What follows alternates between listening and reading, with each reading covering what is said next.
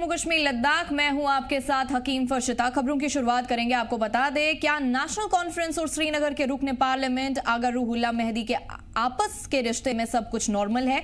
ये सवाल पिछले कुछ महीने से जम्मू कश्मीर के सियासी हलकों में गर्मी पैदा कर रहे हैं।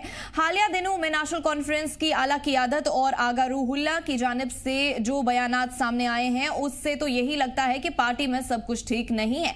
पार्टी के नायाब सदर और वजीर आला की जानिब से आगा रूहुल्लाह को लेकर दिए गए बयानात से जहां उन्हें इग्नोर करने का तासुर मिलता है, वहीं पार्टी के दीगर सीनियर के बयानात में तनकीद का अंसुर गालिब पाया जाता है। दूसरी तरफ आगा रूहुल्लाह अपने बयानात से उमर सरकार और नेशनल कॉन्फ्रेंस की आला क़ियादत को कटघरे में खड़ा करते नजर आ रहे हैं। आगा रूहुल्लाह आज गांदरबल में थे, जहां उन्होंने मकामी लोगों से मुलाकात करके उनके मसाइल जाने। उन्होंने कहा कि इलाकाई और कौमी सतह के मसाइल को मुनासिब फोरम और मुतल्लिका महकमे के अफसरान से मिलकर उन्हें हल करने की कोशिश की जाएगी। आगा रूहुल्लाह का गांदरबल दौरा ऐसे वक्त में हुआ जब 15 से 20 किलोमीटर की दूरी पर नेशनल कॉन्फ्रेंस की सेंट्रल वर्किंग कमेटी यानी CWC का 2 रोजा इजलास हो रहा है। CWC का मुस्तकिल मेंबर होने की हैसियत से उन्हें आज गांदरबल के पब्लिक प्रोग्राम के बजाय श्रीनगर में CWC की मीटिंग में होना चाहिए था। अनंतनाग वेस्ट से नेशनल कॉन्फ्रेंस के MLA अब्दुल माजिद लारमी के मुताबिक आगा रूहुल्लाह को मीटिंग में शामिल होने की दावत भी दी गई है। सहाफियों ने जब इसके बारे में आगा रूहुल्लाह से पूछा तो उन्होंने मीटिंग से लाइल्मी जाहिर करते हुए कहा कि उन्हें मीटिंग में शिरकत की दावत नहीं मिली है।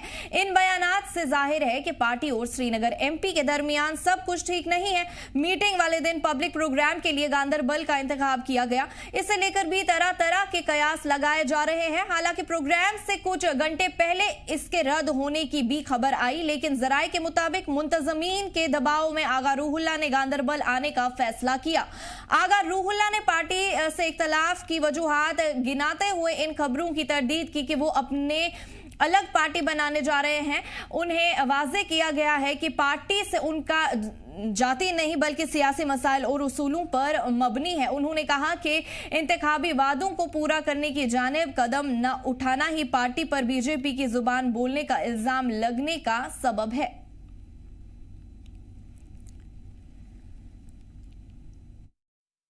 मुझे नहीं पता कि कौन सी मीटिंग चल रही है, किस हवाले से मीटिंग चल रही है। अगर वर्किंग कमेटी की मीटिंग चल रही है तो मैं वर्किंग कमेटी का परमानेंट मेंबर हूँ। 2002 से लेके आज तक पहली बार हुआ है कि मुझे इस मीटिंग का इन्विटेशन नहीं मिला है। अगर वर्किंग कमेटी की मीटिंग चल रही है, मैंने आप ही दोस्तों के जरिए सुना है कि कोई मीटिंग चल रही है। मैंने ना किसी पार्टी से दूरी बनाई है, ना किसी पार्टी को बनाने के लिए कोई बात की है। मेरी नेशनल कॉन्फ्रेंस के साथ, इस तंजीम के साथ एक बात पे डिसएग्रीमेंट होती है। वो ये है कि हमने जिस नाम से, जिस वादे पे लोगों से वोट लिया 2024 में, सबसे बड़ा वादा ये था कि हम अपने आईनी प्रोटेक्शंस जो 370 के ज़रिए हमें प्रोटेक्शंस मिली, आईनी गारंटीज, उन प्रोटेक्शंस की वापसी के लिए लड़ाई लड़े। तो मेरी बात यही है, मेरी डिसएग्रीमेंट इसी बात पे है कि जिन वादों पे, पॉलिटिकल एजेंडा पे हमने वोट लिया है, हमें उस पॉलिटिकल एजेंडा पे काम करना है। हमें 370 के ज़रिए प्रोटेक्शंस जो मिली थी, उन प्रोटेक्शंस के लिए काम करना है। हमें इस रियासत में जो हमारे प्रिजनर्स हैं, उनकी वापसी के लिए हमें काम करना है। हम डाइल्यूट नहीं कर सकते अपनी लड़ाई को। BJP की लैंग्वेज यूज़ करके स्टेटहुड की लड़ाई बना के अपने कॉज को डाइल्यूट नहीं कर सकते। और अगर हम वो कॉज को डाइल्यूट कर रहे हैं, हम BJP के रास्ते पे चल रहे हैं। कौन से इश्यूज कहाँ किस लेवल पे उठाने की ज़रूरत है? अगर सेंट्रल लेवल पे कोई इशू है, सेंट्रल गवर्नमेंट के लेवल पे कोई इशू है, वो उठाएंगे। अगर लोकल लेवल पे किसी इशू के बारे में कोई काम किया जा सकता है तो वो उठाएंगे। तो यहाँ पे इसी हवाले से आया था। एक रूटीन इंटरेक्शन अभी सोहरा में भी हुई थी। आज उसी सोहरा के बाद इस वक्त गांदरबल में आया। इसी तरह से पुलवामा, शुपियाँ और हमारे साउथ की जितनी भी कॉन्स्टिट्यूंसीज है, वहाँ पे जाके लोगों के साथ इंटरेक्शन करने की कोशिश करता हूँ। रिजर्वेशन का इशू है, एम्प्लॉयमेंट का इशू है, रूटीन गवर्नेंस के हवाले से, बिजली के हवाले से जो वादे दिए गए थे, रूटीन गवर्नेंस के जो वादे दिए गए थे, एम्प्लॉयमेंट के जो वादे दिए गए थे, उन पे हमें अमल करना है। वक्फ अमेंडमेंट के वक्त जो हमें लड़ाई लड़नी थी उसके लिए 5 साल की ज़रूरत नहीं थी। वो सवाल तभी का था, वो तभी उसके लिए लड़ाई लड़नी थी 1 साल। वह वक्त हमने गवाया। 370 के जरिए जो हमें लड़ाई लड़नी थी वो वक्त हमने गवाया। रिजर्वेशन 1 साल से ज़्यादा हो चुका है। 1 साल पहले ही जिस गवर्नमेंट को हमने, जिन रिप्रेजेंटेटिव्स को हमने वोट दिया था, इस वक्त सफ़े अव्वल पे वो होने चाहिए थे इनकी प्रोटेक्शन के लिए। वहीं इस बीच आपको बता दें, आगा रूहुल्ला का गांदरबल दौरा ऐसे वक्त में हुआ जब 15 से 20 किलोमीटर की दूरी पर नेशनल कॉन्फ्रेंस की सेंट्रल वर्किंग कमेटी यानी CWC का 2 रोजा इजलास हो रहा है। CWC का मुस्तकिल मेंबर होने की हैसियत से उन्हें आज गांदरबल के पब्लिक प्रोग्राम के बजाय श्रीनगर में CWC की मीटिंग में होना चाहिए था। अनंतनाग वेस्ट से नेशनल कॉन्फ्रेंस के MLA अब्दुल माजिद लारमी के मुताबिक आगा रूहुल्ला को मीटिंग में शामिल होने की दावत भी दी गई है। सहाफियों ने जब इसके बारे में आगा रूहुल्ला से पूछा तो उन्होंने मीटिंग में ला इल्मी जाहिर करते हुए कहा कि उन्हें मीटिंग में शिरकत की दावत नहीं मिली है।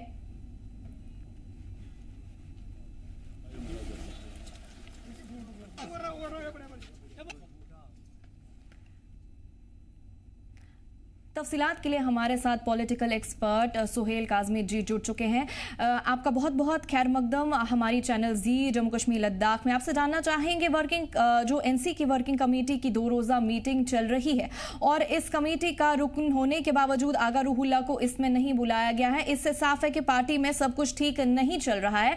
तो आपका क्या रद्द अमल है इस हवाले से? आपको क्या लगता है?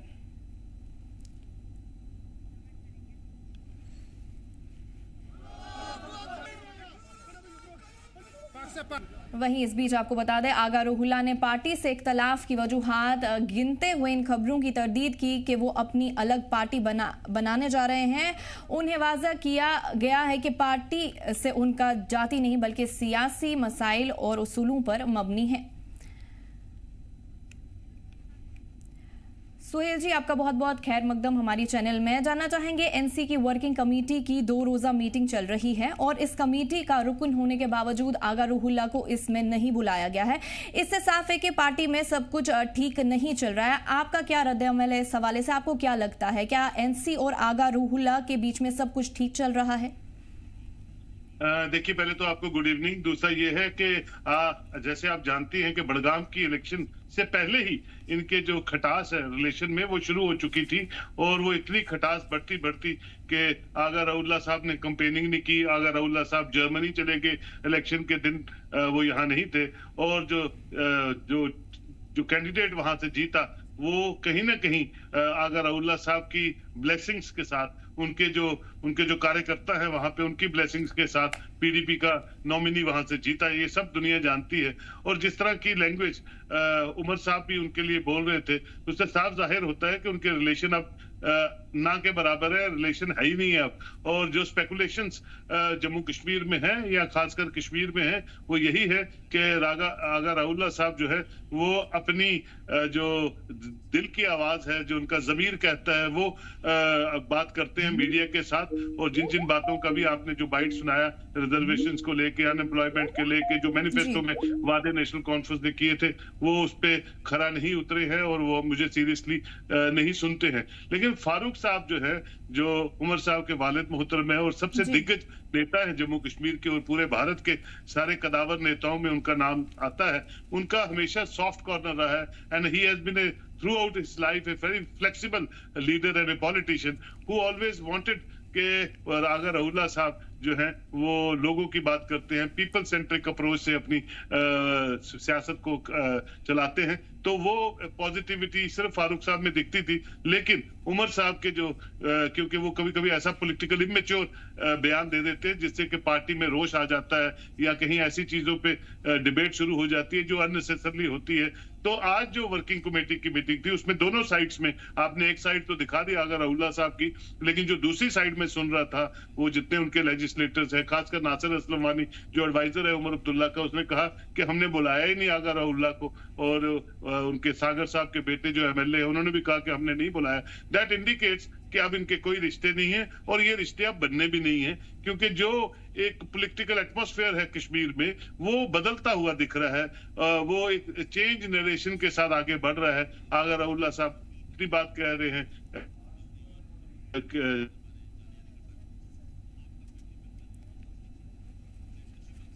तो ये सब चीजें जो आपके सामने है। मेरी आवाज आ रही है सर? जी जी जी, मैं सुन पा रही हूँ आपको सुहेल जी। तो ये सब चीजें इंडिकेट करती हैं कि आने वाले दिन बेहतर नहीं है। और हम सुनते हैं कि कुछ एमएलए हैं जो पार्टी में ही है, विद इन पार्टी में ही है, लेकिन राहुल साहब की जबान में वो भी बात करना शुरू हो चुके हैं पार्टी की परफॉर्मेंस को लेके, पार्टी की गवर्नेंस को लेके, और जिस तरह के पावर हाउस जम्मू कश्मीर में चल रहे लोग जो है उन एमएलए से अपनी अपनी कॉन्स्टिट्यूंसी में ज्यादा पूछते हैं कि हमारे काम नहीं हुए। तो ये बहुत से फैक्टर्स हैं जो मैं समझता हूँ पॉलिटिकल एटमॉस्फेयर को जम्मू कश्मीर के बदलने को मजबूर कर रहे हैं, मजबूर होते हुए दिख रहे हैं। और मुझे लगता है कुछ ना कुछ एक पॉलिटिकल कंपोजिशन जिसमें आगा रुल्ला साहब हो सकते हैं, उनकी नई पार्टी हो सकती है, उसमें एनसी के कुछ और एमएलए हो सकते हैं, इंडिपेंडेंट हो सकते हैं। तो एक नई कंपोजिशन की तरफ जम्मू कश्मीर की सियासत जो है वो बढ़ती हुई नजर आ रही है। आने वाले दिनों में लेट्स होप क्या वो कंपोजिशन होगी, हम सबके सामने होगी और हम सब उस पर चर्चा करेंगे। सुहेल जी, जानना चाहती हूँ आपके नज़दीक जो लोकल और कौमी सतह के मसाइल है उनको हल करने के लिए क्या पब्लिक प्रोग्राम्स और मीटिंग्स का सही तरीके से इंतखाब किया जा रहा है, ये जानना चाहती हूँ आपसे। देखिए, पिछले एक साल से जब से सरकार बनी है हमने देखा होगा आपके चैनल पे तो रोज हम चर्चा करते हैं कि यहाँ 2-3 तरह के पावर हाउसेज हैं। शायद उमर अब्दुल्ला को समझ ही नहीं आई कि ये स्टेट नहीं है, ये एक यूनियन टेरिटरी है। यूनियन टेरिटरी में किस तरह से काम होने, क्योंकि वो चीफ मिनिस्टर स्टेट के रहे हैं तो वो उसी तरह से अपनी चीफ मिनिस्ट्री जो है वो चलाने की कोशिश कर रहे हैं, डिस्पाइट कि वो जानते हैं कि वो यूनियन टेरिटरी में उन्होंने इलेक्शन लड़ी थी और पहले तो इनकार कर दिया था कि मैं यूनियन टेरिटरी में इलेक्शन नहीं लड़ूंगा, लेकिन लड़ी और कैबिनेट बनाई। तो कंस्ट्रेंट्स तो हैं, लेकिन देखिए ये पहली यूनियन टेरिटरी नहीं है, पौंडीचेरी भी है, दिल्ली भी है, और भी यूनियन टेरिटरीज हैं जहां मुख्यमंत्री होते हैं और अपने डोमेन में जितनी भी पावर्स होती हैं, जितने भी डिपार्टमेंट्स होते हैं वो उनको अच्छी तरह से चलाते हैं। और ज्यादा जो क्योंकि जम्मू कश्मीर एक सेंसिटिव स्टेट है, जम्मू कश्मीर हिंदुस्तान का ताज है, जम्मू कश्मीर पे हमेशा फोकस जो है प्राइम मिनिस्टर ऑफिस का भी और होम मिनिस्ट्री का भी रहता है, तो उनका तालमेल जो है एज चीफ मिनिस्टर उनके साथ बहुत अच्छा और मजबूत हो सकता था अगर वो बनाना चाहते, बनाने की कोशिश भी करते हैं। लेकिन कहीं ना कहीं जो इनकम्बेंसी फैक्टर है पार्टी में भी, incumbency with in incumbency factors हैं और वो ये चीजें मानने को तैयार नहीं है कि मैं स्टेट, वो ये सोचते हैं कि स्टेटहुड जो है वो पहला एजेंडा है कि वो स्टेट ले लें और वो यूनिफाइड कमांड के चेयरमैन बने, होम उनके पास हो, लॉ उनके पास हो। देखिए वक्त की नजाकत के साथ जो पॉलिटिशियंस हुकूमत करते हैं या किसी भी सिस्टम को चलाते हैं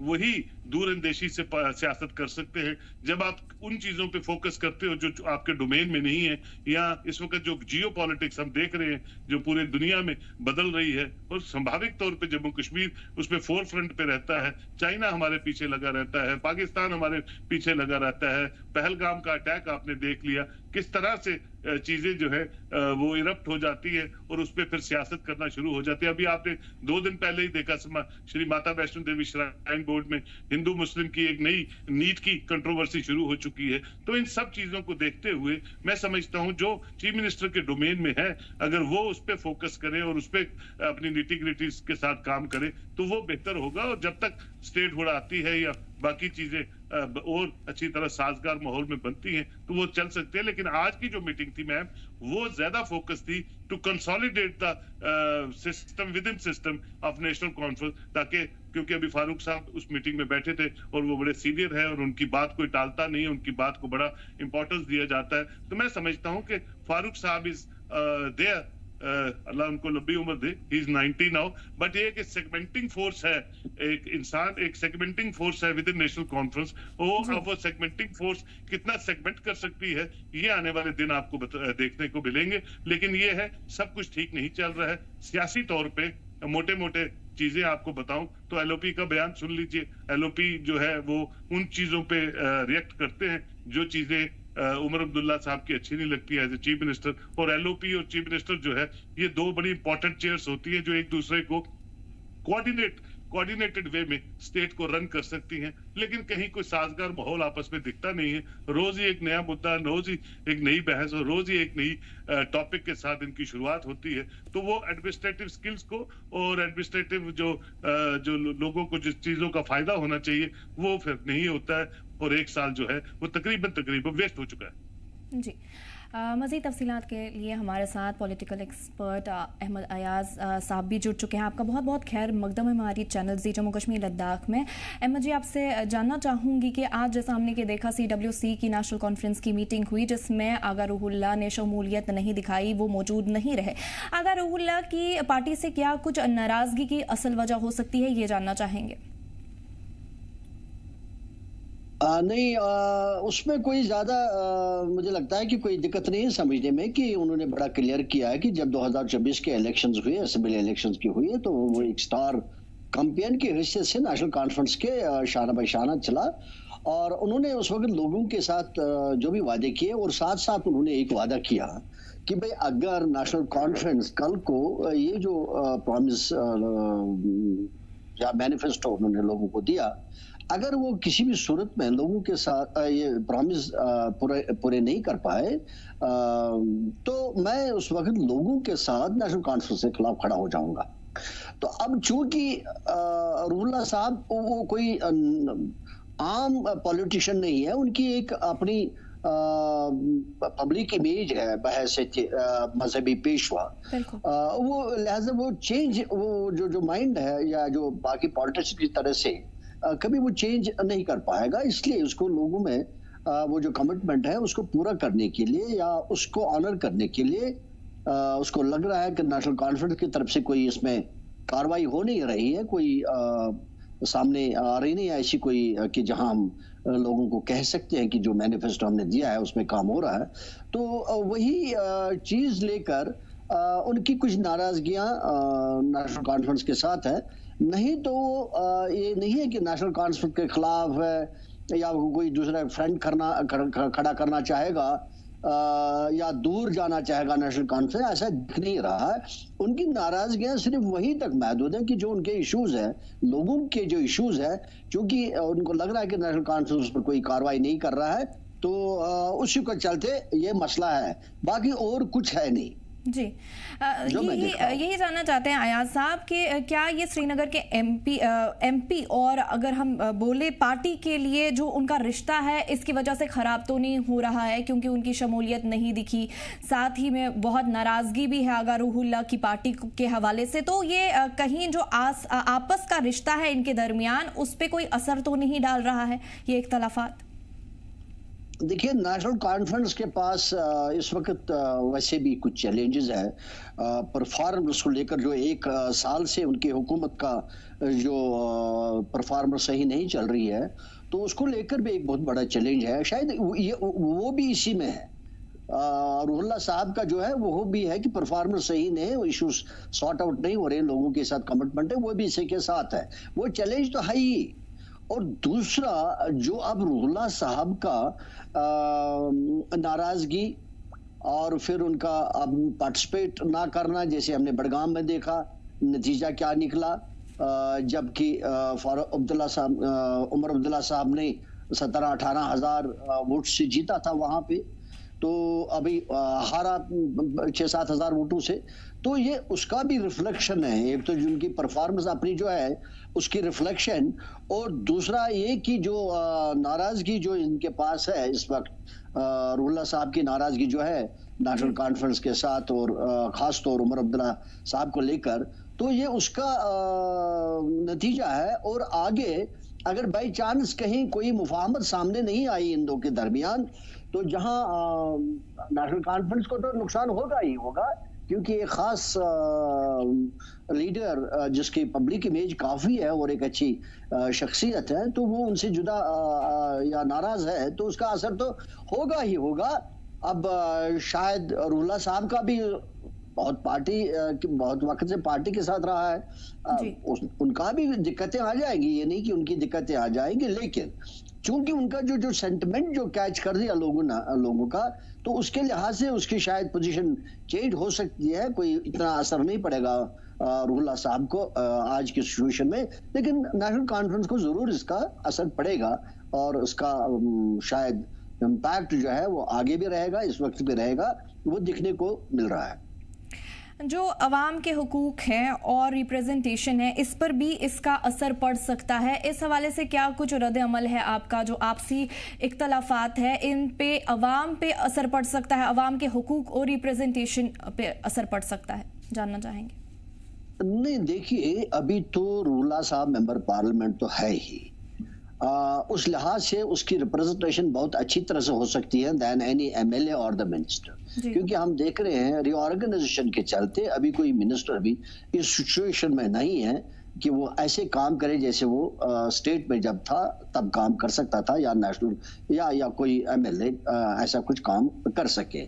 इस वक्त वैसे भी रिप्रेजेंटेशन के चैलेंजेस है, क्योंकि वो जो एक्सेसिबिलिटी हम कह रहे थे कि मिसिंग है एलजीज के एडमिनिस्ट्रेशन में, वही एक नारा तो दिया हमने कि भाई एक्सेसिबिलिटी नहीं है, लोगों के मसाइल हल नहीं हो रहे हैं, एमएलए होता तो लोग उसके पास जाते, अभी भी तो वही सूरत हाल है। अभी भी कोई एमएलए कोई पोजीशन उस पोजीशन में नहीं है कि लोगों के कोई मसाइल हल कर सके, मिनिस्टर्स का भी वही हाल है। सो रिप्रेजेंटेशन का, लोगों की रिप्रेजेंटेशन का जो हाल है वो वैसे भी खराब है। रूहुल्लाह साहब के चलते कम से कम एज ए मेंबर पार्लियामेंट उनकी वो दिक्कत नहीं है, ये कैन वो, क्योंकि ये जो दिक्कतें हैं वो रिऑर्गेनाइजेशन के एक्ट के चलते जम्मू कश्मीर यूटी को हो सकता है, पार्लियामेंट को नहीं हो सकता। Parliament there is no change, so any parliament member is can work nicely, अपना जो उसका काम करने का जो दायरा इख्तियार है वो कर लेगा, उसमें कोई दिक्कत नहीं। दिक्कत अगर है तो वो लोकल लेवल पर है, और वो दिक्कतें वैसे भी है। रूहुल्लाह साहब के ना होने या होने से उस पर कोई नहीं असर पड़ा, क्योंकि उसका अपना एक असर है।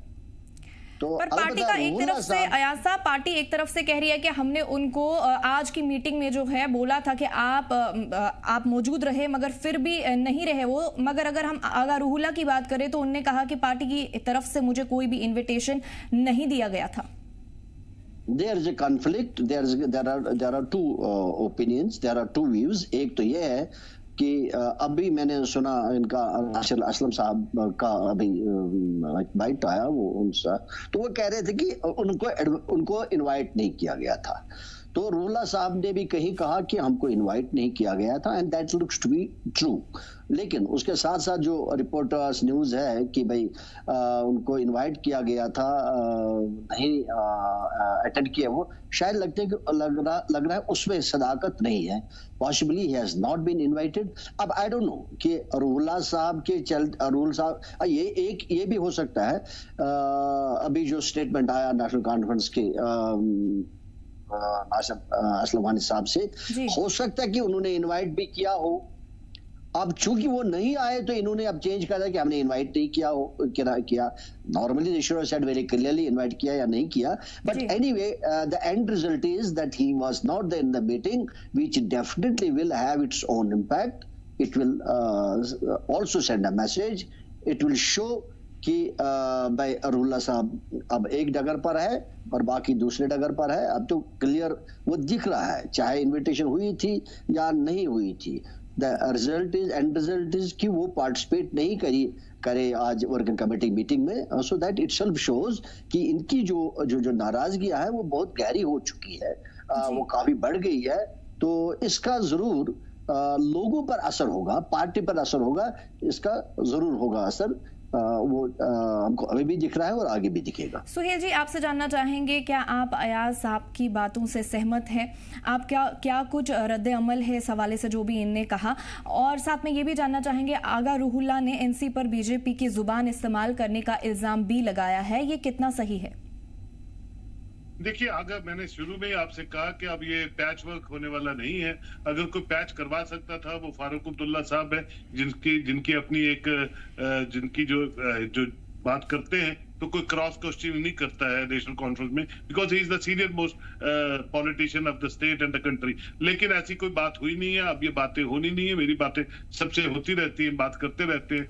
और उन्होंने नहीं बुलाया और ये नहीं गए। ये कोई लुकी छुपी बात नहीं है, क्योंकि ये वर्किंग कमेटी की मीटिंग थी। और अगर उल्ला कह रहे हैं कि मैं परमानेंट मेंबर हूं 2002 से, अभी तक तो मुझे बुलाते हैं, इस बार तो बुलाया नहीं। नासिर असलम वानी ने भी बोल दिया, सागर साहब सलमान सागर जो एमएलए उसने भी बोल दिया। तो ये चीजें अब पैच वर्क होने वाला नहीं है। नई पॉलिटिकल जो कंपोजिशन है उस पे काम हो रहा है। अगर अब्दुल्ला साहब का अपना एक वजूद है, अपनी एक आइडेंटिटी है, उस आइडेंटिटी से वो मेंबर पार्लियामेंट बनते हैं। अगर उनको डिमिनिश करने की कोशिश की पिछली बड़गाम की जो इलेक्शंस में, उन्होंने बता दिया कि पिछली बार अगर उमर साहब यहाँ 17,000 वोट से जीते थे तो इस बार एनसी का कैंडिडेट मेरी वजह से हार गया, क्योंकि मेरी और नेशनल कॉन्फ्रेंस के जो सीनियर लोग हैं उनसे आपस में रंजिश है, किन्हीं बातों पे है, वो सब वो बोलते रहते हैं वक्तन फवक्तन। दैट इंडिकेट्स इटसेल्फ कि अब पैच वर्क होने वाला नहीं है। पैच वर्क नहीं होगा तो क्या होगा? तो कुछ ना कुछ है जो खिचड़ी पक रही है, और वो खिचड़ी जो अच्छी तरह पक जाए और उसका रिजल्ट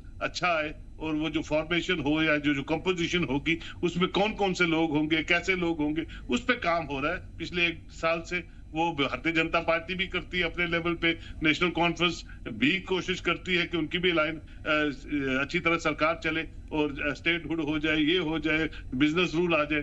तो हर पॉलिटिकल पार्टी अपने वजूद की जंग लड़ती है। अब आगर उल्ला साहब क्योंकि इसका सिटिंग एमपी है और अपनी कॉन्स्टिट्यूंसी और आगे पीछे की जो 2-4 कॉन्स्टिट्यूंसी है वहां मैटर करते हैं और लोग उनको सीरियसली लेते हैं, तो वो अपने वजूद को आने वाला जो मुस्तकबिल है, सियासी मुस्तकबिल जम्मू कश्मीर पर, उस पर काम कर रहे हैं। सारी बातें आपके सामने आने वाले दिनों में आ जाएंगी। ये कोई लुकी छुपी बात तो होती है, किसी ने पार्टी लॉन्च करनी है वो अंधेरे में चुपचाप तो करेगा नहीं। अगर कोई नई सरकार बननी है तो उसके लिए भी कौन कहां से टूट के आएंगे, कैसे। अभी आपने देखा राज्यसभा के इलेक्शन में चौथा भारतीय जनता पार्टी का, चाहे 4 वोट लेके जीत गया, लेकिन जीत गया ना। तो ये सब चीजें लुकी छुपी नहीं होती है, लेकिन आने वाला दिन, आने वाला वक्त जो है वो ये दिखा रहा है कि सब कुछ ठीक नहीं है सियासी एटमॉस्फेयर में, और वो सियासी एटमॉस्फेयर किस तरह से तब्दील होता हुआ आपको दिखेगा। ये पहली बार नहीं होगा, हर स्टेट में होता है, जम्मू कश्मीर में भी बहुत बार हुआ है। तो मैं हमेशा कहता हूँ यहाँ भी जमहूरियत में हर इंसान को, हर पार्टी को अपने वजूद को बढ़ाने का, उसका कद बढ़ाने का बिल्कुल हक है, और वो हक जो है वो हर पार्टी अपना अदा करती है वक्तन फवक्तन जब उसको मौका मिलता है। सियासत नाम ही इसी का है। अब अगर उल्ला साहब की आगे की रणनीति क्या रहेगी, मैं तो सुन रहा था आजाद साहब जो हैं वो भी कहीं ना कहीं उनको भी इस्तेमाल किया जाए जम्मू कश्मीर की सियासत को लेके। उनके एक पॉलिटिकल एक्सपीरियंस है 50 साल का, मरकज में भी और यहाँ भी जो एक्स चीफ मिनिस्टर है। तो बहुत सी चीजें हैं जो आने वाले दिनों में आपके सामने आएंगी। अब जब वो फुल प्रूफ तरीके से आपके सामने आएंगी तब हम दोबारा चर्चा करेंगे।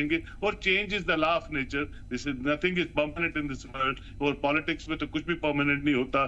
सुबह आप होते हैं, शाम को नहीं होते हैं। आप कर्नाटका में देख लीजिए, वहां लड़ाई लगी हुई है, चाहे 2.5 साल की वहां सीट शेयरिंग का था, बिल्कुल फुल मेजोरिटी से सरकार है, लेकिन लड़ाई वहां भी है। इसी तरह हर जगह पे आप देख लीजिए, बिहार में लोगों ने नकार दिया लालू जी की पार्टी को, लालू जी के नॉमिनीज को, अलाइंस पार्टनर्स को, और आपने देखा ओवैसी साहब के लोग 5 सीटें लेके। तो लोग जो होते हैं वो सरप्रिय होते हैं, लोग जो चाहते हैं वैसा ही होता है, एक एटमॉस्फेयर बनता है, और लोग जो है जो अच्छा होता है, जिसके लिए वो चेंज चाहते हैं, उस पे वोट करते हैं, और एक पॉलिटिकल नरेशन हर रियासत में, हर मुल्क में बदलती है। मुझे लगता है आने वाले दिनों में यहाँ भी कुछ फिजा जो है बदलने जा रही है। सुहेल जी, यही जैसा कि आप कह रहे हैं कि फिजा बदलने जा रही है, साथ में आप ये भी कह रहे हैं कि जो आपसी ताल्लुकात के हवाले से कुछ सही नज़र नहीं आ रहा है। वहीं ये भी जानना चाहूँगी कि अवाम के हुकूक पर और रिप्रेजेंटेशन पर आपके नज़दीक कैसे कुछ असर पड़ सकता है इन इख्तलाफात का? देखिए, वो तो पड़ चुका 1 साल से। जब आप गवर्न नहीं कर पा रहे प्रॉपरली तो लोग तो सफर करते हैं। लोगों ने जो मैंडेट आपको दिया, पहली बार 70% पोलिंग आपको रजिस्टर हुई जम्मू कश्मीर में, तो वो अपने आप में एक नरेशन था कि जम्मू कश्मीर के लोग अमन चाहते हैं, किसी तरह से डेवलपमेंट हो, किसी तरह से एम्प्लॉयमेंट यहाँ जो है जाल जो है उसको बुना जाए, और जो चीजें अच्छी हैं आने वाली जनरेशन के लिए। आपने देखा कि पाकिस्तान हाय हाय के नारे जो हैं वो पहलगाम इंसिडेंट के बाद हर सड़क हर गली में लगे। पहली बार बीजेपी का कैंडिडेट बड़गाम से इलेक्शन लड़ा, पहली बार जम्मू से उठ के कैंडिडेट्स बड़गाम में इलेक्शन लड़ रहे हैं। तो इस पूरे कंड्यूसिव एटमॉस्फेयर में आपने चेंज नहीं देखी होगी। ये चेंज ही चेंज है, ये बदलता कश्मीर है, और उस बदलते कश्मीर में एक सीरियस गवर्नमेंट, एक पीपल सेंट्रिक अप्रोच वाली सरकार जिस तरह की भी हो वो लोग चाहते हैं। लोग कोई ऑटोनॉमी नहीं चाहता, कोई सेल्फ रूल नहीं चाहता। आज वो बातें बेमानी हैं और वो कहते हैं यूनियन टेरिटरी है, ये स्टेट है। होता है, हर इंसान सोचता है कि हमें डिमोट नहीं होना चाहिए था, स्टेटहुड होनी चाहिए। लेकिन ये है कि वो जब प्राइम मिनिस्टर कह रहे हैं, होम मिनिस्टर कह रहे हैं, जब आनी होगी तब बताएंगे। लेकिन तब तक के लिए आप वक्त जाया नहीं कर सकते। जो लोगों ने आपको मैंडेट दिया आप गवर्न कीजिए और जो भी आपके डोमेन में है उसको अच्छी तरह से लोगों के लिए इस्तेमाल कीजिए। आज की सरकारें और पिछले 20 साल पुरानी सरकारें बदल चुकी हैं। आज सोशल मीडिया के साथ जुड़े हुए, अकाउंटेबिलिटी, ट्रांसपेरेंसी जो है वो बढ़ती जा रही है पूरे भारत में, बाकी सब रियासतों में भी और जम्मू कश्मीर में भी संभावित तौर पर बदली जा रही। तो हमें सिर्फ अपनी मजबूत सरकार चाहिए और पीपल सेंट्रिक अप्रोच वाली सरकार जो है वो जम्मू कश्मीर में काम करे। यही लोग चाहते हैं और यही मुझे लगता है यही स्लोगन भी है, यही लोगों की पार्टिसिपेशन भी है और अमन अमान कायम रहे, यही जम्मू कश्मीर के लोग चाहते हैं। अब उस पर कौन कितनी अच्छी तरह से काम कर सकता है आपके सामने है। 1 साल तो वेस्ट हो गया, आने वाले कितने महीने और वेस्ट होंगे, we can't tell it. But ये है कि आपके डोमेन, आपके पावर्स आपके वेस्टेड हैं, आप उस पर काम करें और सिर्फ वो राग जो मुझे तानपुरे में नहीं बजते हैं वो बजाने की जरूरत नहीं होनी चाहिए और वो तार बजाइए जो सिंबलाइज करे जम्मू कश्मीर की प्रॉस्पेरिटी को, डेवलपमेंट को और एक अच्छे पॉलिटिकल एटमॉस्फेयर को। जी अयाज साहब, आपसे जानना चाहेंगे कि आर्टिकल 370 और स्टेटहुड की बहाली जिसका जिक्र आगा रूहुल्ला कर रहे हैं, क्या वो मुमकिन है? जहां तक 370 को रेस्टोर करने की बात है, देखिए 2 ही सूरतें हैं। एक ये कि उसको पार्लियामेंट के जरिए रेस्टोर किया जाए या सुप्रीम कोर्ट के जरिए रेस्टोर किया जाए। नहीं लग रहा है जहां तक पार्लियामेंट का ताल्लुक है, चाहे अगर हुकूमत सेंटर भी बदल जाती है, क्योंकि एक माहौल ऐसा बन गया है 370 को लेकर कि जब हम ये कह रहे हैं, जब बीजेपी ये कहने में कामयाब हो गई कि जो उन्होंने इंटीग्रेशन का नैरेटिव बना के रखा, तो हालांकि वो भी बात नहीं है क्योंकि एक्सेशन बहुत पहले हो चुकी थी। बहरहाल वो कामयाब हो गई ये बात लाने में लोगों में कि इंटीग्रेशन का मसला है। तो लिहाजा मुझे नहीं लगता कि कोई भी पॉलिटिकल पार्टी इंडिया में अगर कल को कोई भी आ सकती है बरसर इक़्तिदार। पहले तो ये है कि क्या इतनी मेजॉरिटी में कोई आएगी, और अगर आ भी जाते हैं कि उनके लिए बड़ा मुश्किल होगा इसको टेकअप करना। और दूसरा अब डिपेंड करता है कि सुप्रीम कोर्ट का क्या रहेगा इसके ऊपर। अभी तो उन्होंने अपना मोहर तो इस पर कर भी दी है, तो अब आगे क्या हो सकता है उसके बारे में, लेकिन चांसेस बड़े रिमोट लग रहे हैं जहां तक 370 को एब्रोगेट करने का ताल्लुक है। और जहां तक 35A की बात, आपने 35A की बात करी, शायद जहां तक 35A की बात करी आपने, 35A के तहत जो जम्मू कश्मीर के जो मुस्तकिल बाशिंदे हैं उनको 2 खुसूसी रियायतें थी। एक ये कि जॉब के तहफ़्फ़ुज़ को लेकर और जमीन जो है लैंड जो है उनको तहफ़्फ़ुज़ात को लेकर। ये 1954 की बात नहीं है कि उस वक्त जब प्रेसिडेंशियल ऑर्डर के थ्रू इसको कॉन्स्टिट्यूशन में लाया गया या उसको ऑर्डर के जरिए लाया गया। ये 1927 से ये लोग जो हम जम्मू कश्मीर के लोग हैं 1927 महाराजा के टाइम से ये इंजॉय करते रहे, ये प्रोटेक्शंस इंजॉय करते रहे।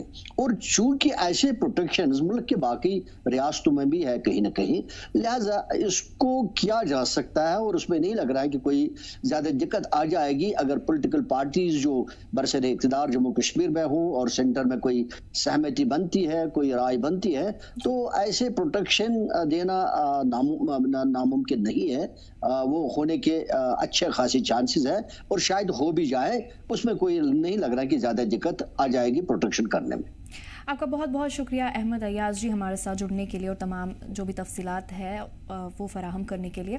हमारे साथ हमारे नुमाइंदे मीर उमर बी श्रीनगर से जुड़ चुके हैं। मीर, जानना चाहेंगे आज जो ये मीटिंग हुई जिसमें आगा रूहुल्ला ने शमूलियत नहीं रखी, क्या कुछ अभी मौजूदा सूरत हाल है? इस मीटिंग में किन किन चीज़ों पे, किन किन मुद्दों पे बात हुई, कौन से मसाइल सामने रखे गए? वेल देखिए, अभी अगर आप करंटली जो फर्स्ट डे ऑफ मीटिंग है, क्योंकि नेशनल कॉन्फ्रेंस के चीफ स्पोक्स पर्सन ने अर्ली इन द मॉर्निंग जैसे ही वो मीटिंग में दाखिल हो रहे थे उस वक्त हमारी उनके साथ बात हुई थी और हमने उनसे दरियाफ्त करने की कोशिश की थी कि खासतौर पर इस मीटिंग के जो एजेंडाज है वो क्या रहेंगे, किन पॉइंट्स को लेकर इस मीटिंग में डिस्कशंस किए जा सकते हैं। तो उन्होंने ये कहा था कि क्योंकि ये 2 रोजा मीटिंग है और इस मीटिंग के कंक्लूजन के बाद ही जो है मीडिया के साथ ब्रीफ किया जाएगा कि मीटिंग में किन मामलों को लेकर डिस्कशन किया गया था। लेकिन इस मीटिंग को लेकर 2 अहम पहलू नजर आ रहे हैं। एक पहला ये है कि जो कोर जो वर्किंग मीटिंग होती है कमेटी की, तो उसमें बेसिक जो पॉलिटिकल पार्टी यानी कि नेशनल कॉन्फ्रेंस की जो कोर इंटरनल इश्यूज जो होते हैं पहले उनको एड्रेस किया जाता है कि पार्टी की जो फॉर्मुलेशन जो है उसमें क्या कोई तब्दीली लाने की जरूरत है, ग्रास रूट लेवल पे किस तरह से और ज्यादा इसको स्ट्रेंथन किया जा सकता है, जो पब्लिक के साथ जो एक आउटरीच का जो एक प्रोसेस जो है उसको कैसे और ज्यादा मजबूत किया जा सकता है, लोगों की जो गुजारिशात है, ग्रीवियंसेस है, डिमांड्स है, रिक्वायरमेंट्स है, उनको कैसे एड्रेस किया जा सकता है पार्टी लेवल पे। क्योंकि अगर आप देखें तो गवर्नमेंट भी इसी पॉलिटिकल पार्टी की है, तो कई सारे जो एमएलए जो है नेशनल कॉन्फ्रेंस को भी रिप्रेजेंट करते हैं एज ए पार्टी रिप्रेजेंटेटिव, और साथ साथ वो एमएलए यानी कि लोगों के भी नुमाइंदे हैं। तो दोनों सतह पे देखा जा रहा है कि इस मीटिंग में ना सिर्फ पॉलिटिकल लेवल पे जो डिस्कशन जो है वो किए जा सकते हैं, बल्कि गवर्नमेंट लेवल पे भी जो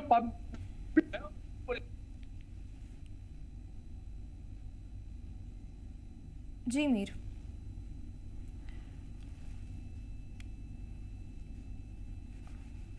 सुहेल जी, आपसे जानना चाहूंगी जो national conference central working committee की आज जो मीटिंग रही उसमें क्या कुछ अहम मुद्दे हैं?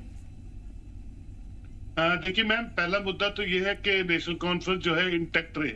हर पार्टी का जो वर्किंग कमेटी की मीटिंग होती है उसमें सबसे इंपॉर्टेंट कोशिश यही होती है कि उनकी जो पार्टी का कैडर है, खासकर जो एमएलए हजरात हैं, जो डिस्ट्रिक्ट प्रेसिडेंट्स हैं, जो वाइस प्रेसिडेंट्स हैं, वो सब इंटैक्ट रहे। और दूसरा होता है कि आगे की रणनीति जो है, मोबिलाइजेशन ऑफ द कैडर, हर डिस्ट्रिक्ट में, हर तहसील में जो पॉलिसीज हैं, जो प्रोग्राम्स हैं, खासकर सरकार के जो प्रोग्राम्स हैं, क्योंकि 42 के करीब इनके एमएलए हैं और सब लोग जो है गवर्नर्स में हैं, तो वो पॉलिसी प्रोग्राम जो है लोगों तक पहुंचे। ये स्पेकुलेट करना कि इलेक्शन कब होगी, हम तो 5 साल के लिए चुने गए, ये बड़ा प्री मैच्योर सी स्टेटमेंट्स होती हैं। किसी वक्त कुछ भी हो सकता है, क्योंकि मैंने आपसे कहा कि जम्मू कश्मीर का हमने बहुत बार देखा, 87 की हुकूमत थी, राजीव फारूक का कौर था, नहीं चली। जो जीएम शाह की हुकूमत थी 16-17 महीने में चेंज हो गई, दोबारा इलेक्शंस हुई।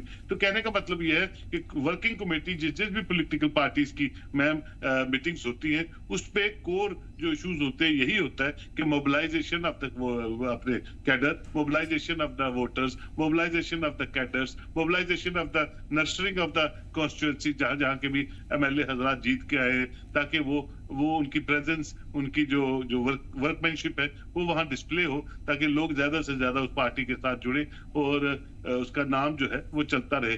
भारतीय जनता पार्टी ने पूरे हिंदुस्तान में सारी पॉलिटिकल पार्टीज को एक बात तो सिखा दी कम से कम, कि जब आप पावर में होते हैं तो पावर का मतलब सिर्फ पावर नहीं है, लेकिन कोई भी पार्टी हो उसके जो ऑर्गेनाइजेशन स्ट्रक्चर है उस पर काम करना 24/7 आपका लगा रहना चाहिए। आपने देखा होगा बिहार की इलेक्शन का रिजल्ट निकला, शाम को उनकी फेलिसिटेशन हुई दिल्ली में, प्राइम मिनिस्टर ने बिगुल बजा दिया वेस्ट बंगाल की इलेक्शन का कि उसके लिए तैयारी कीजिए। वेस्ट बंगाल की खत्म होगी तो वो 2027 की इलेक्शन की बात करना शुरू हो जाएंगे। ये बहुत अच्छे फैक्टर्स हैं जब आप रूलिंग एलीट में होते हैं या जब आप सत्ताधारी होते हैं और आप अपनी पार्टी के वजूद के लिए भी काम करते हैं, तो वो डबल रिस्पॉन्सिबिलिटी जो है वो दर्शाती है कि आपकी सक्सेस जो है या जो आपका जो काम करने का मंत्र है वो कहीं ना कहीं फ्रूटफुल डिविडेंड्स देता है।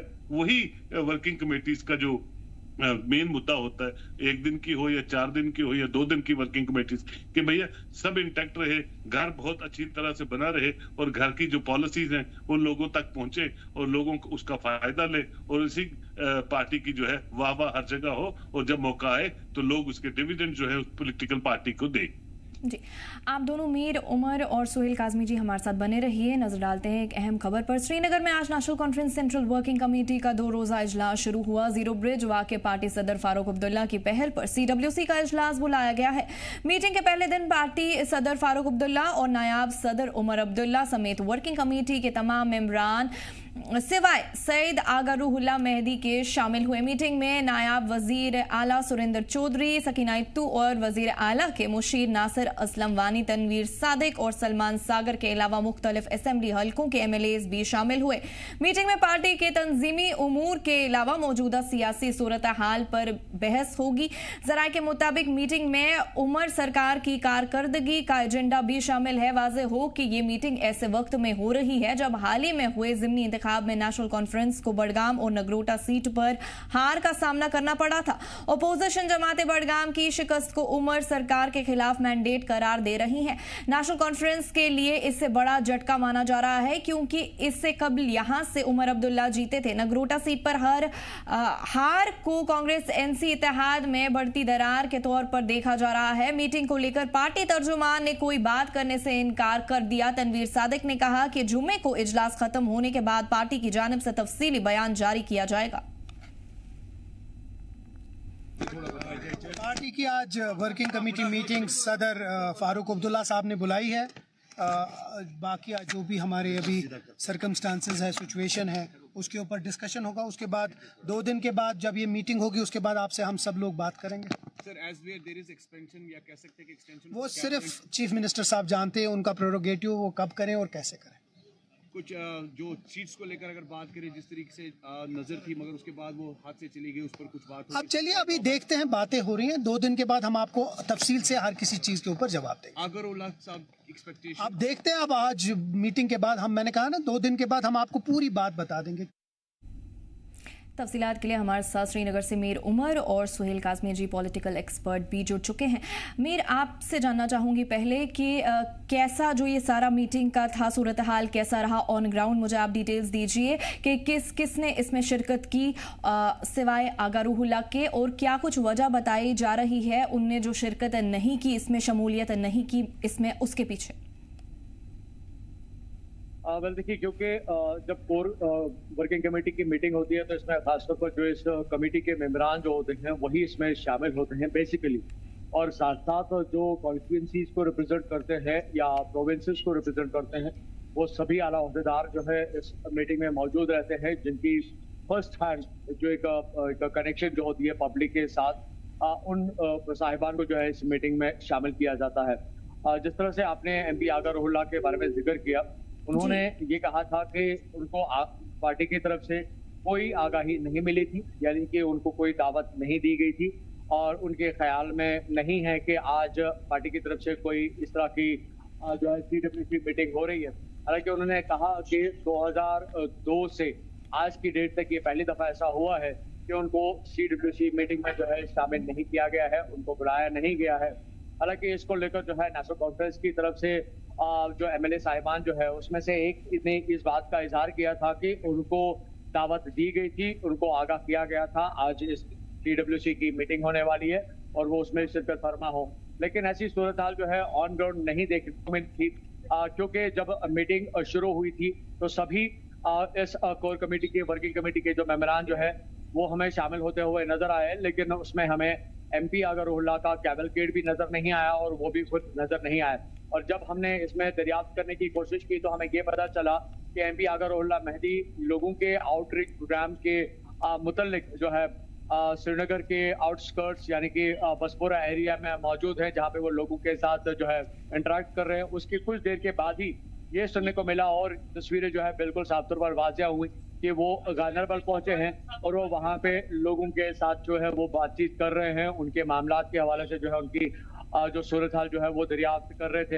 हालांकि उसी वक्त जो है उन्होंने मीडिया के साथ भी बात की, जिसमें उन्होंने साफ तौर पर कहा कि उनको इस बारे में कोई आगाही नहीं थी और इस तरह से पहली दफा हुआ है कि 2002 से वो क्योंकि CWC के मेंबर हैं, लेकिन आज पहली दफा ऐसा हुआ है कि उनको इस बारे में जो है मुतला नहीं किया गया है।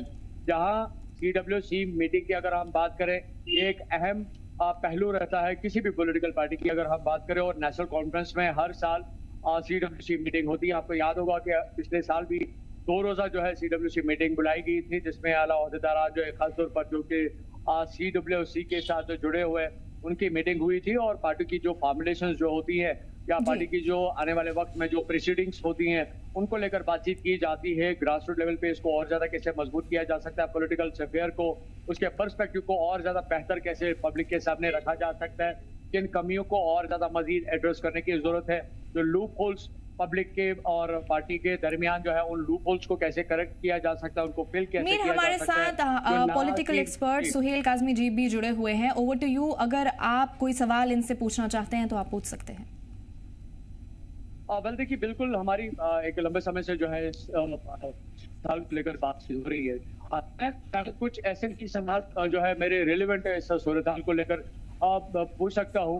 सुहेल साहब, क्योंकि हम लगातार पिछले एक घंटे से जो है इस चीज को लेकर इस पे बहस कर रहे हैं, मैं आपसे ये जानना चाहूंगा कि जहां नेशनल कॉन्फ्रेंस के अपने ही खेमे में ये डिस्क्रिपेंसीज जो है हमें देखने को मिल रही है, डिस्टर्बेंसेस देखने को मिल रही है फ्रॉम वेरी लॉन्ग टाइम, आपको नहीं लगता कि ये एक गोल्डन हैंड मिल सकता है उन पॉलिटिकल पार्टीज का को जो नेशनल कॉन्फ्रेंस को हमेशा अपनी तरकीब का निशाना बनाते हैं, चाहे हम उसमें भारतीय जनता पार्टी की बात करें, पीपल्स डेमोक्रेटिक पार्टी की बात करें, या जम्मू कश्मीर पीपल्स कॉन्फ्रेंस अक्सर जो है नेशनल कॉन्फ्रेंस को उसकी काविशों को लेकर तनकीद का निशाना बनाते हैं। आपको नहीं लगता कि जो नेशनल कॉन्फ्रेंस के खेमे में ही कहीं ना कहीं पे जो अब ये डिफरेंसेस दरारें जो हमें देखने को मिल रही हैं, जहाँ पे MP आज़ार उल्लाह का मानना है कि वो 2002 से कोर कमेटी के जो है मेंबर है, लेकिन आज पहली दफा उनको जो है बुलावा नहीं मिला, उनको दावत नहीं मिली।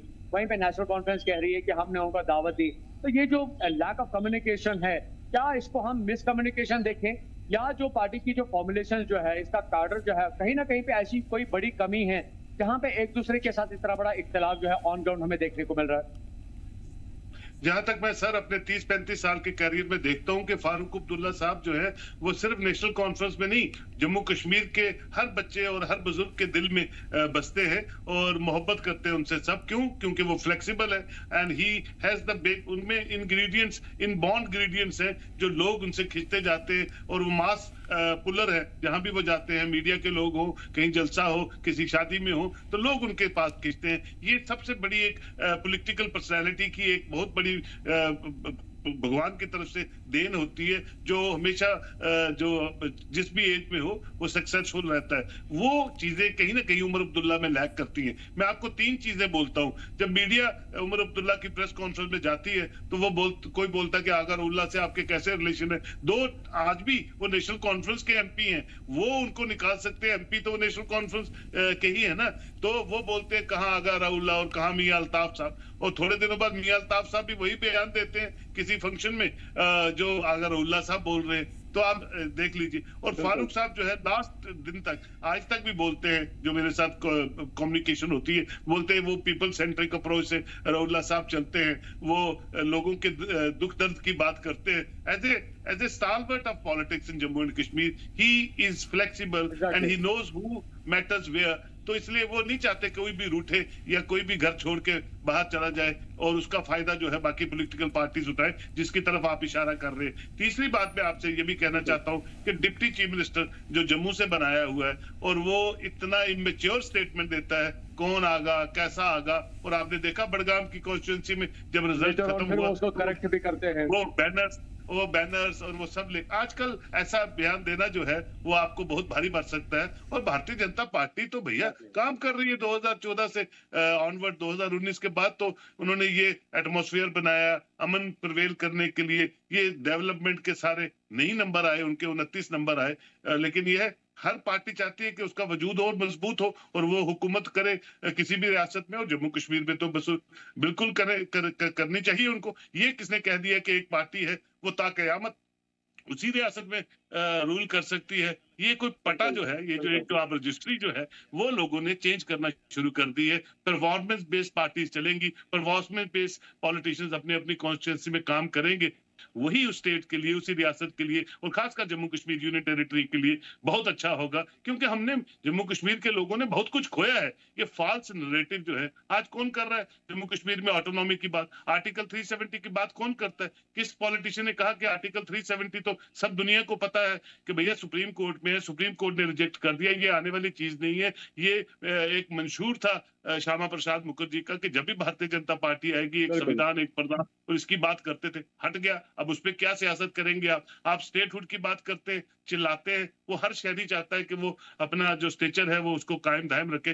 प्राइम मिनिस्टर भी कहते हैं कश्मीर आके, होम मिनिस्टर भी पार्लियामेंट में कहते हैं जब भी कंड्यूसिव एटमॉस्फेयर होगा स्टेटहुड बहाल हो जाएगी। तो मुझे लगता है उसकी बहस करना भी अब कोई माने नहीं रखता है। माने क्या रखता है कि ज्यादा से ज्यादा सेंट्रल जो स्कीम्स है वो जम्मू कश्मीर में है, ज्यादा से ज्यादा रिक्रूटमेंट पॉलिसीज जो है जो बंद पड़ी हैं या डिफंक्ट पड़ी हैं उनको ऑन किया जाए, ज्यादा से ज्यादा जो जम्मू कश्मीर के मिसाइल है, विंटर सेशन है, उसको किस तरह से हल किया जाए। अब ये नीट की जो एक प्रॉब्लम इरप्ट हुई है, इमीडिएटली चीफ मिनिस्टर को होम मिनिस्टर से मिलना चाहिए या गवर्नर साहब के साथ प्राइम मिनिस्टर को मिलना चाहिए, ताकि यहाँ सेकुलर जो एक फैब्रिक है वो मजबूत रहे। ऑलरेडी यहाँ वक्तन फवक्तन जम्मू और कश्मीर में डोगरा वर्सेस कश्मीरी होता है। सेक्रेट आपने इसीलिए शुरू किया कि ये वो जो ताना बाना है जम्मू वर्सेस कश्मीर का वो बना रहे, वो मोहब्बत जुड़ी रहे। तो साहब आप बात कीजिए ना उन इश्यूज पे। इशू तो रोज ही इरप्ट हो जाता है। कल सर्दी होगी, अभी माइनस में टेम्परेचर चला जाएगा, बर्फबारी से रुक जाएंगे।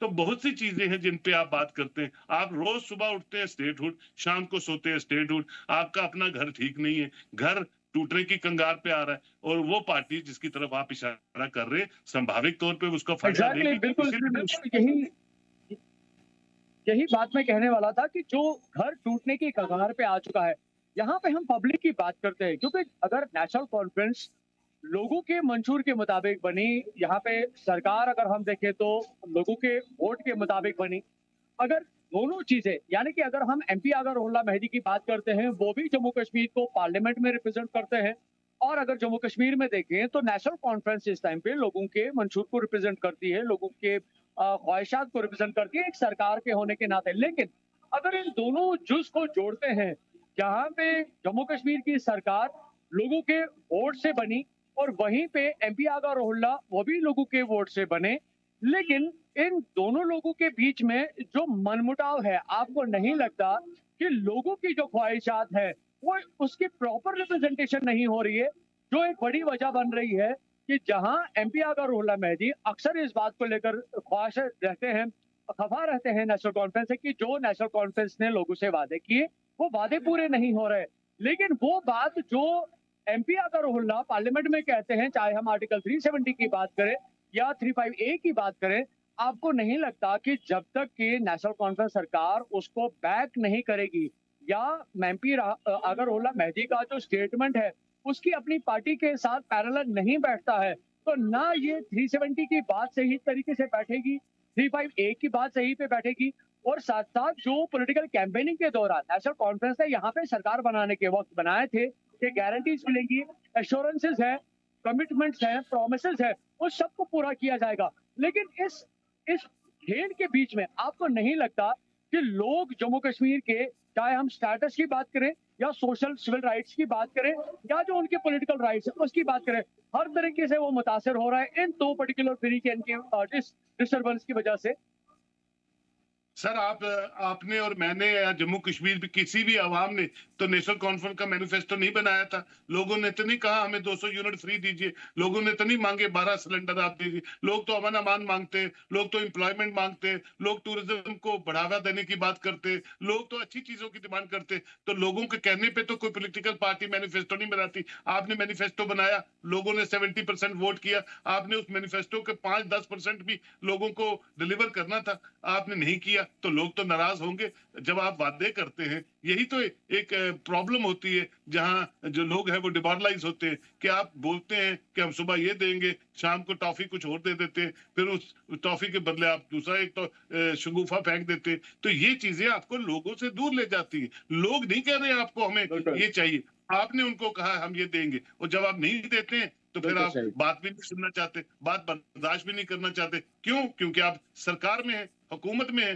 तो ये सब चीजें जो है लोग जो है आपसे दूरी बनाते हैं। आगा रोहिल्ला साहब चलिए पार्लियामेंट में वो बात करते हैं, उनको लोगों ने चुना है, वो अपनी पॉइंट ऑफ व्यू रखते हैं, अच्छी बात है। अब उसकी कितनी सुनवाई होती है, लेकिन पूरा भारत तो देखता है कि हाँ जरा भी एजिटेट कर रहे हैं इन चीजों के लिए, कम से कम एक रायनामा तो बनता है। वो इंटेलेक्चुअल क्लास जो पार्लियामेंट में बैठी है, जो जम्मू कश्मीर कहीं ना कहीं से व्यू पॉइंट से जुड़ी हुई है, वो तो कहीं ना कहीं आगा रोहिल्ला के समर्थन में आती है या मियां अल्ताफ के समर्थन में आती होगी कि हाँ जी ये बातें बिल्कुल जायज है।